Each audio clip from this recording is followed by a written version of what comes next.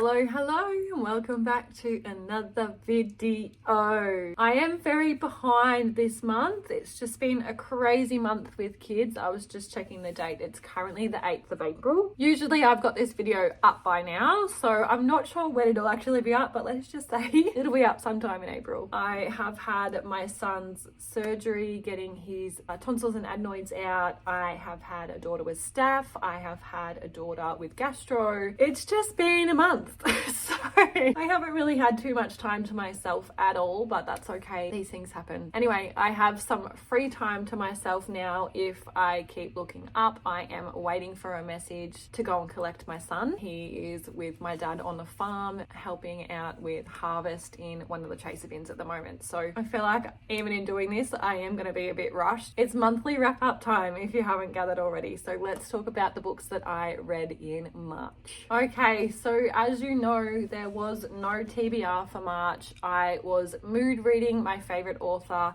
I had a whole stack of Miss Elsie Silver books to read and I read them all.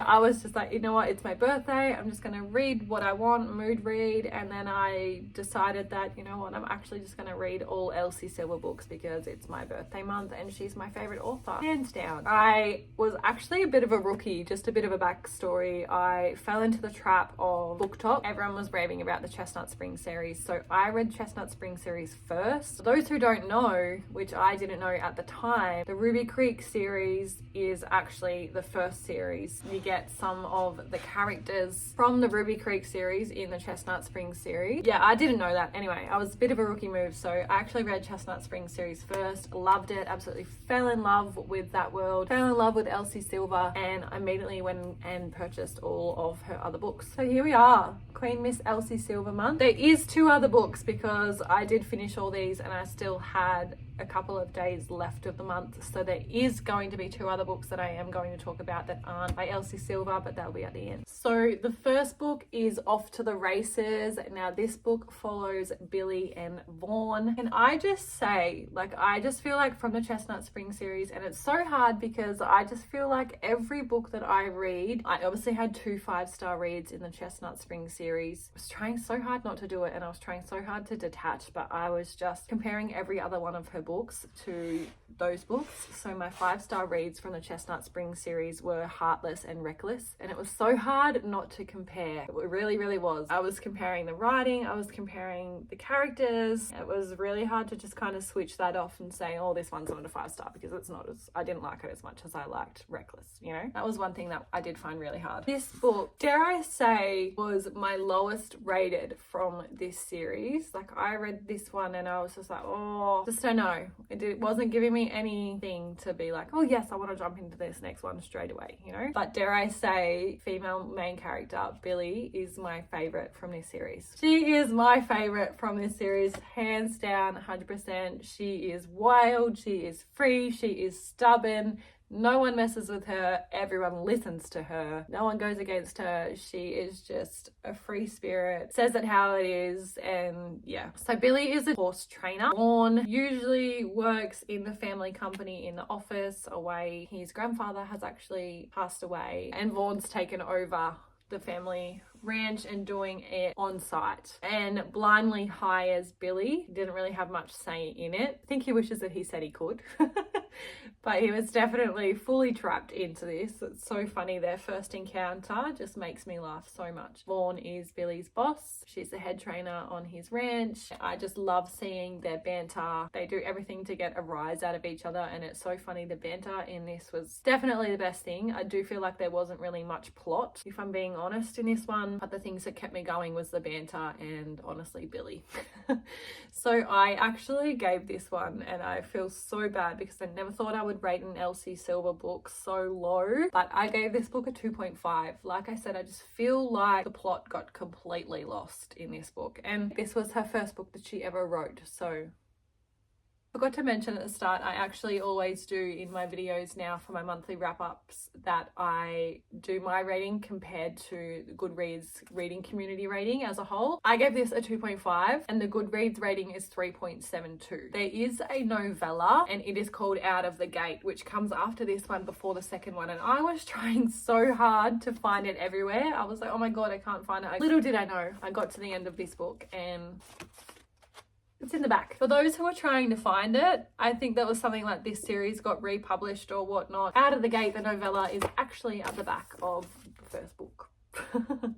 So anyway, now on to that one, the novella. I feel like it's really hard to judge that one because, I mean, it was really good to get the backstory and you find out more about their grandfather and his wife and their marriage and their life and everything that led to the decisions that happened, which is kind of like the back setting for this whole series and how the other characters kind of come in. Don't get me wrong, I did enjoy it, but I just feel like there wasn't enough of it. I feel like I wanted to see more. I wanted to hear more. I wanted to hear what it was like once they had their kids, and you just didn't get to see that. So I actually rated that a 2 because, like I said, that it was only a short novella and there was just so much more that I feel like could have been talked about and it could have been longer. So I rated that a 2 and Goodreads it rates the novella a 3.63. Moving on to the second book, which is a photo finish. Now this book follows Violet, which, again, and I don't want to say this, but I'm very disappointed. Obviously, again, like I said, I read Chestnut Spring series first, and in the Chestnut Spring series, you get a book about each brother. They have a sister. Her name is Violet, and I was dying. Once I finished, I was like, where's Violet's book? I want to read Violet's book. Little did I know, this is Violet's book. It's in the first series. I was just craving that Chestnut Springs feeling. The way that she was written and talked about in that series was so different to what this book was like. I was hoping and hoping and hoping for Violet's book. Little did I know it was already here, and it just didn't live up to what I wanted it to be. I'm really, really sad. But this book is about Violet and how she meets her husband Cole. If you've read Chestnut Spring series, you know that she's married to Cole. It was so nice to see how they kind of come to, and it was. I never expected Violet to be a little naughty girl. They actually meet through, let's just say, a video/photo chat platform online for adults only, if you get my drift. Violet was on there doing that, and that's how she met Cole. Cole has his own story. He is hiding a secret of his own that he hasn't actually told his family, and it was just nice to see them bring out these softer sides of each other. There was definitely a lot of give and take, but yeah, like I said, like it just didn't feel like the Chestnut Springs vibe that I was getting from the Eaton boys. Really wanted to feel something different for the Eaton girls. I feel like there always needs to be another book in the Chestnut Springs series, another 2 actually. I know that the whole community would love a Daddy Eaton book.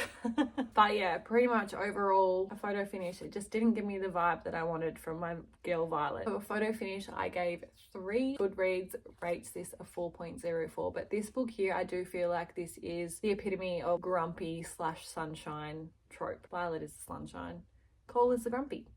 Moving on, we have got Frontrunner, and this book follows Stefan and Mira. Stefan Dalka is the bad boy. He is pinned out to be the bad boy in this series, and I was honestly looking forward to this book the most. I just wanted to see his story, and I kind of guessed it from the start, but this book is obviously his relationship with Mira developing. All the girls in this book are friends obviously as well. It's a very tight-knit community, but I was really, really looking forward to seeing Stefan's book, and I'm just so happy that he ended up with Mira. Now, Mira is the vet. She is running from ranch to ranch to ranch. Honestly, just completely overrun, but it was just so nice to see Stefan's softer side. He's obviously made out to be like this big bad man, and the reason why he's doing things are purely out of his love for his family, and I just found this book was my favorite in the series. So I actually rated, it's a tie, now you're going to get a little insight, but anyway, I rated this book a 3.5.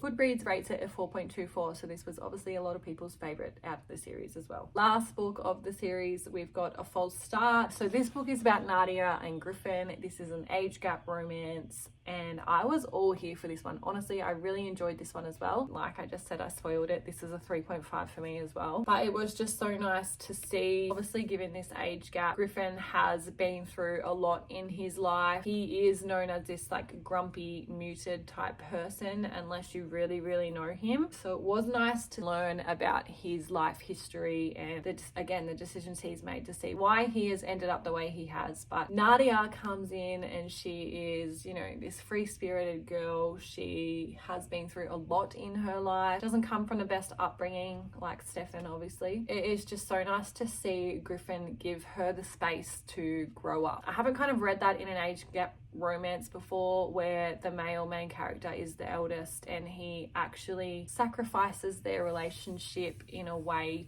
for the girl to go out and experience life, because he's gone out and he's experienced so much, whereas Nadia still has all these things she wants to achieve, and he gives her the space to be able to do that. And I just really loved that dynamic. They were honestly probably my favorite couple in the series. So like I said, I gave this one a 3.5. Goodreads gave this a 4.14. Now moving on to the Rose Hill series. Obviously got Wild Love and Wild Eyes. Wild Side come out in March, which is the third book, and not long after Wild Side was released, she has announced that towards the end of this year, the fourth book is going to be released, and it is called Wild Card. So let's just kick it off with Wild Love. Wild Love is about Ford and Rosie. Now, Ford and Rosie have pretty much known each other their whole life. Ford is best friends with Wes, which is Rosie's older brother. There's just been this banter between Ford and Rosie their whole life, where he's kind of looked out for her, but in a way that she doesn't realize it at the time. I really liked this book in the way that it showed that they realized that their feelings were more than just friends. You know, it was more than just looking out for his best mate's little sister, and vice versa. Ford is obviously, like, he's a billionaire. He has kind of grown up in his father's footsteps, but now he's kind of wanting to go out on his own and do things on his own and represent himself in a way that doesn't tie him to his dad, if that makes sense. Moved back to Rose Hill, and he is starting up a recording studio and going out on his own and making his own label. In doing that, he has a little girl show up not long after he's gone there and claims to be his daughter. Little does he know that back in the day, and it's so funny when you learn the reason why he did it, but back in the day he went and donated sperm to a sperm bank. Someone's obviously had their baby from that. Anyway, this little girl has turned up after her father's passed away and been like, hey, you're my dad. And it is just so nice to see that dynamic of him moving back to his roots and starting fresh, but then he's also now got this daughter that he's looking out for, and he obviously has no idea about being a dad. He's just like thrown into the wormhole. It's not like it's a new baby and he's learning as he goes. Like, he's got a near teenager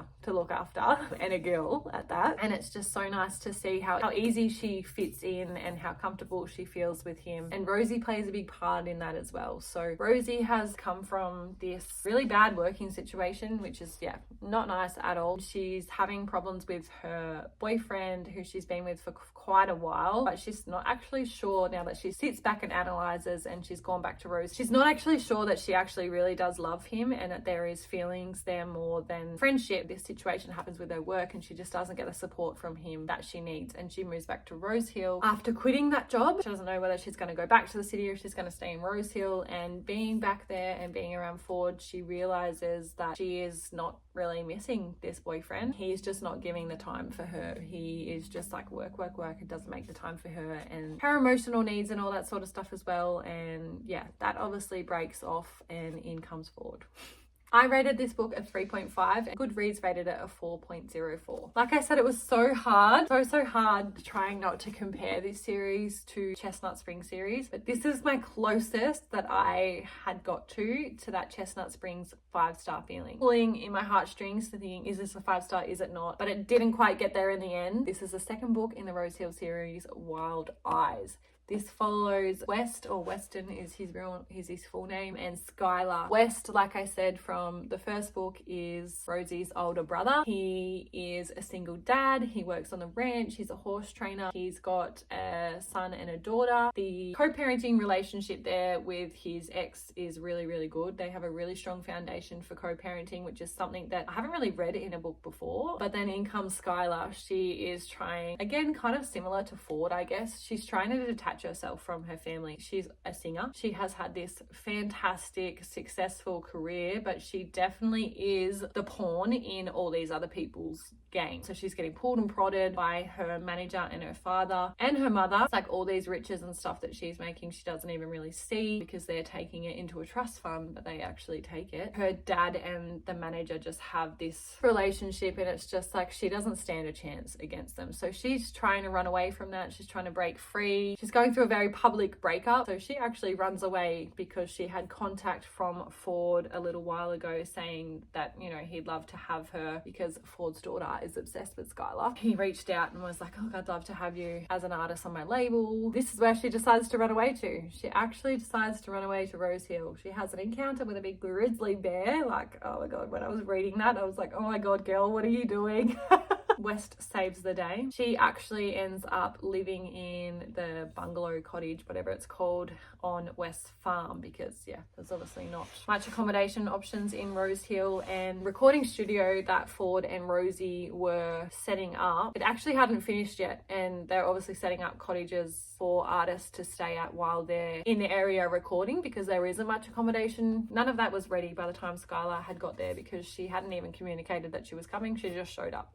There's just this beautiful story about West's son. I had a real big soft spot for West's son. Skylar enhancing that relationship and everything with his son was honestly one of my favorite parts of this book. This was just such a beautiful story of them two coming together. She's obviously facing all these demons and stuff with her family and her career and her limelight. West is just, he's a very reserved private guy. He's just wanting to be with his kids on the week that he has them, and he's just busy training his horses, you know, the whole next week until they come again. Very, very, very different worlds, but it was so nice to see them come together, and I really did love the dynamic of their relationship. I love the co-parenting / step parent dynamic as well. 4.5. I rated this a 4.5. Like, it nearly gave me that 5-star feeling, but I'm like, oh, is this as good as Reckless? Is this as good as Heartless? If I hadn't have read Reckless and I haven't had read Heartless before, this would probably have been a 5-star. And Goodreads community rates it 4.29. So a lot of people also liked this book better than the first book, like I did. That's all my Elsie Silver. Like I said, I got Wild Side, but I was like, no, I don't want to. I'm not going to have anything else Elsie Silver to read or to look forward to if I jump straight in. And honestly, I was kind of at the point when I finished Wild Eyes that I was like, all right, I need to jump into something else. I kind of wanted to have a bit of a break before I read her new one as well. I ended up going and picking my third book in the Boys of Torment series, Saving Six by Chloe Wald. This is the first book of Joey and Aoife's story. I sit back and I reflect on my Boys of Torment journey, and I'm thinking back to like, why are none of these books a 5-star? I honestly feel like, looking back, I probably should have given Keeping 13 a 5-star. It just made me feel all the feels, and I really, really do just love Johnny. Like, he is just a saint. These books just cover elements and topics that I've just never read about in a book before. I just look at my ratings compared to good ratings for this series, and I'm like, why am I not rating it like that? There's just something pulling in me that I haven't. But looking back, I honestly can't remember what I rated Keeping 13. I honestly probably should have given that one a 5-star, if not 4.75. I can't even remember what I gave it. It was 4 point something. I remember that. But yeah, jumping into Joey and Aoife's story, I don't know if many other people kind of felt like this, but it was just written so differently. And I mean, following Shannon's story in Binding 13 and Keeping 13, you see everything pan out. And I mean, I get it how this one is written this way. Like, there's parts and it's like jumping from one thing to another to another. Don't get me wrong, I like Joey and I like what Aoife does for Joey, but I'm honestly not sure if I really like Aoife. I'm probably gonna get awesomed for that.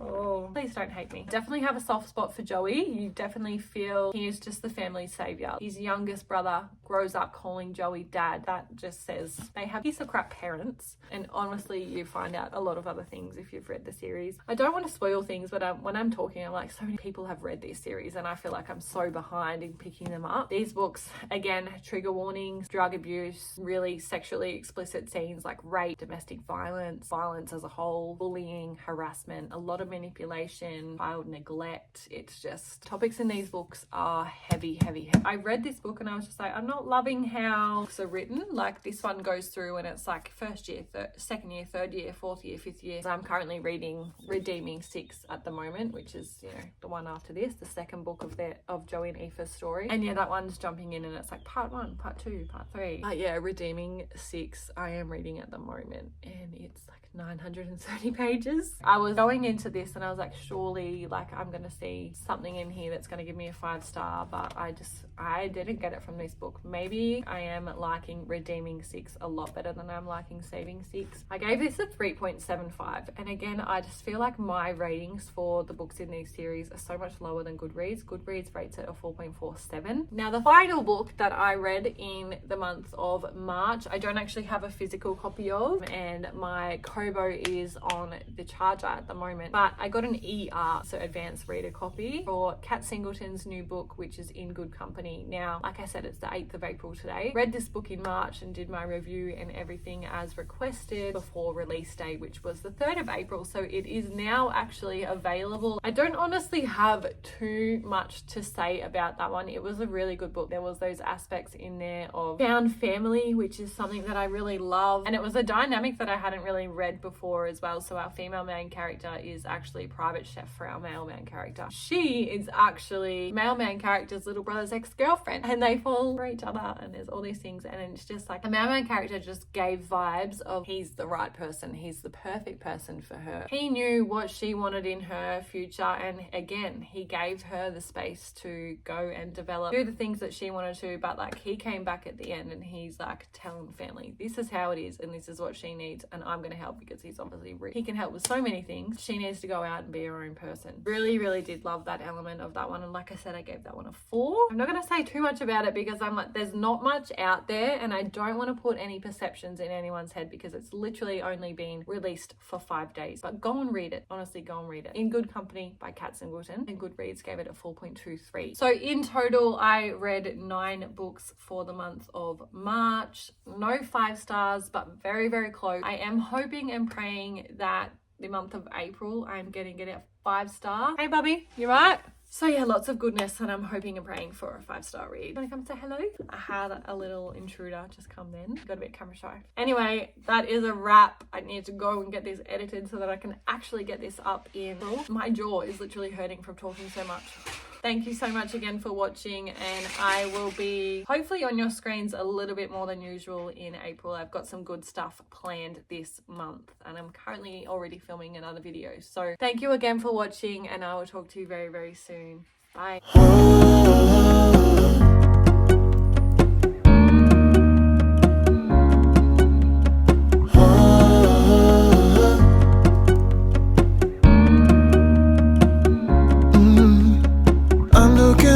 From my window, sun's coming up like the day before.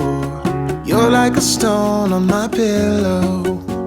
I don't make a sound when I shut the door.